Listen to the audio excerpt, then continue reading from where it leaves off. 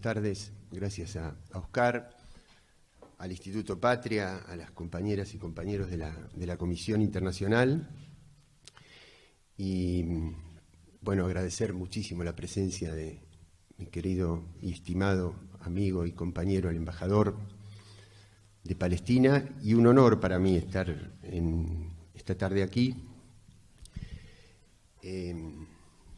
por quienes me acompañan en la mesa, por la Semana de Palestina es Patria y por el título de la charla. Los otros días, cuando se inauguró la Semana de Patria y Palestina, el embajador decía que junto con Yasser Arafat y con el poeta Mahmoud Darwish, Edward Said es uno de los 3 palestinos más reconocidos universalmente.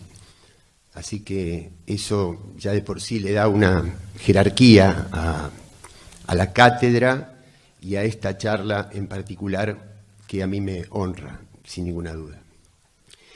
Y además porque desde nuestros inicios en la función académica, siempre desde una mirada de la política internacional, de las relaciones de poder, Edward Said fue un faro para nosotros.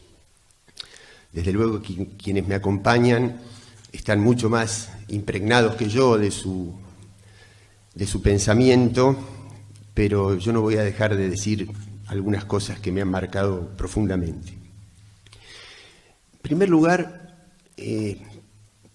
¿por qué una semana conjunta, digamos, entre el Instituto Patria y Palestina? Porque el Instituto Patria es un instituto con un sesgo claramente político, presidido honorariamente por nuestra presidenta, por Cristina. Estamos en un año electoral. El otro día, perdón si cuento una infidencia, embajador, pero el embajador me decía que había recibido algunos llamados. El embajador tiene una representación oficial. Las representaciones oficiales tienen una relación con el Estado en el cual están. Y sin embargo, la decisión de trabajar en una semana con el Instituto Patria. Y de nuestro lado, ¿por qué? Porque la verdad que este no es un tema taquillero desde el punto de vista de la cantidad de votos que nos pueda traer. No es un tema que nos puede acercar a algún mecanismo de financiamiento de campaña. Entonces, ¿por qué lo hacemos? Bueno, justamente lo hacemos por la más profunda convicción. Porque en los tiempos del pragmatismo absoluto, para nosotros lo que nos va a traer más votos es enamorar, es fijar un horizonte de esperanza, y eso se consigue cuando se demuestra que en política hay cosas que son innegociables. Y la solidaridad, la identificación, más que la solidaridad, la identificación con todas las luchas de los oprimidos del mundo es para nosotros un principio innegociable. La globalización del capital financiero trae de la mano la globalización de la opresión.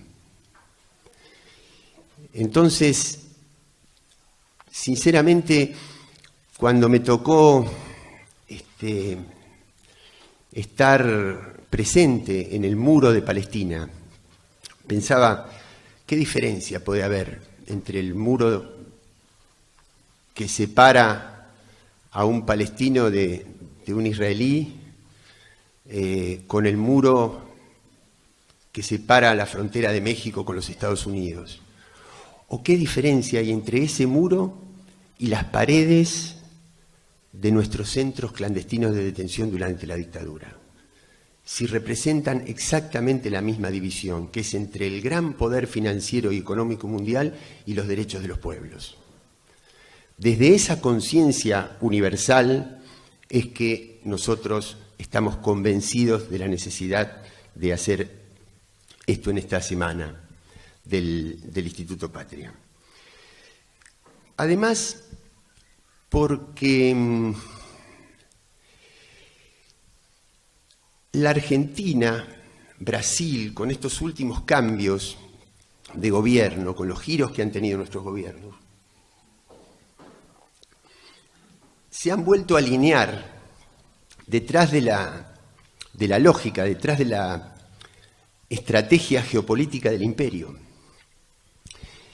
Y eso nos pone ante un altísimo riesgo en toda la región, porque comprar armas a determinados países, permitir la presencia de bases militares,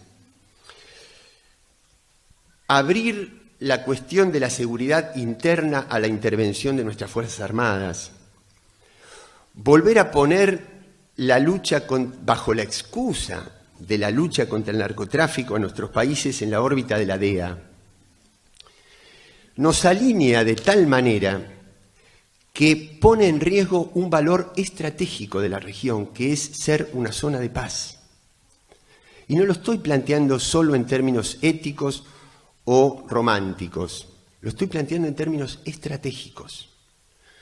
Si América Latina cediera esa condición fundamental y estratégica de ser una zona de paz, que no enfrenta conflictos interculturales, interétnicos, religiosos, tan profundos como otras regiones del mundo, nos pondría en ese riesgo, y ese riesgo solamente le sirve a los comerciantes de armas y a los líderes del poder económico y financiero mundial, que son los que vienen especulando con el conflicto, históricamente.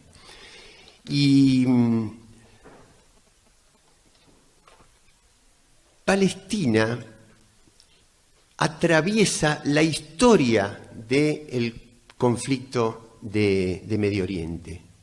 Desde 1948 en adelante, pongo ese punto histórico porque fue la decisión de la comunidad internacional de reconocer al Estado de Israel, que conllevó también el reconocimiento del Estado de Palestina, decisión que nunca se llevó a cabo políticamente. Pero después hubo enemigos que se priorizaron en la lucha del imperialismo: Egipto, la guerra civil del Líbano, la guerra entre Irak e Irán, Irán, ahora Siria, Afganistán, y la causa palestina fue cruzando todas esas etapas históricas. Y siempre Edward Said fue una referencia fundamental para nosotros, porque él, en aquel libro que para mí fue tan esclarecedor, ¿no?, Orientalismo,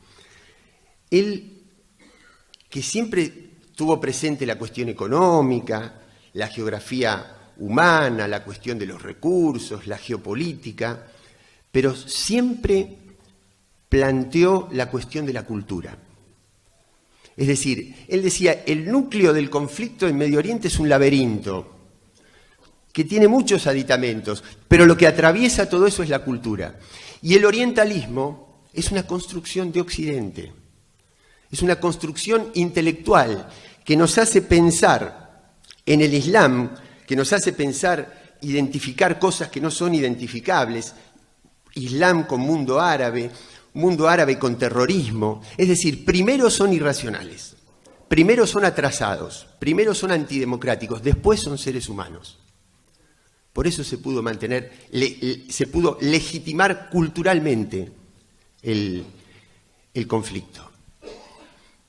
Ahora, yo me pregunto, a ver, cuando recién comparé el muro de Palestina con la etapa del terrorismo de Estado en la Argentina, nosotros también sufrimos un genocidio. Y cuando el otro día estoy estuve las 2 mañanas, creo que fue el lunes y el martes de la semana pasada, tempranito en Comodoro Pi. El martes me dio la sensación que era más duro todavía el operativo represivo. Están las fotografías, no me dejan mentir. Armados, pertrechados, como si se tratara de un ejército en medio de una guerra civil. Y lo dije en ese momento también en alguna entrevista que me hicieron, que me hizo acordar a las sensaciones que tuve cuando atravesaba los puntos de control en Palestina. Ver esos chicos, el rostro de adolescentes israelíes alistados en el ejército, portando armas que son más pesadas que sus cuerpos. La humillación de los niños palestinos, la discriminación, la humillación que sufren. Por eso, tan importante que esta semana coincida con la Semana de la Cultura Palestina y plantear siempre el fenómeno, la cuestión cultural. Porque es lo que va a expresar la continuidad de las luchas, que no se negocien determinados derechos, determinados principios, sostenerlos intergeneracionalmente, hasta que llegue el momento que yo creo que no dista demasiado, porque estamos frente al agotamiento de un modo de acumulación a nivel mundial que va a eclosionar en algún momento, y ahí va a volver a ser el despertar de los pueblos.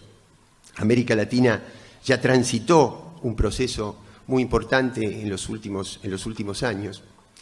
Pero decía, cuando me acordé de eso, ¿en nombre de qué religión ese odio? ¿En nombre de qué Dios? ¿En nombre de qué doctrina política? ¿Qué cosa puede justificar ese odio que no sea solamente sostener los intereses económicos del imperio, el control del petróleo, el control de las rutas y el control de las armas y el comercio de las armas? Por eso, aquella lucha es nuestra lucha. Y además, curiosamente, las dos más terribles tragedias del siglo XX, el nazismo y los 2 estallidos nucleares en Japón, fueron construcciones de Occidente, no fueron construcciones de Oriente. El Oriente es el invento, según la filosofía de Said, que Occidente hace para legitimar la lucha del imperialismo. Podría leer algunos párrafos, pero no lo voy a hacer. Termino aquí solamente diciendo, la patria es el otro, Palestina es patria. Muchísimas gracias.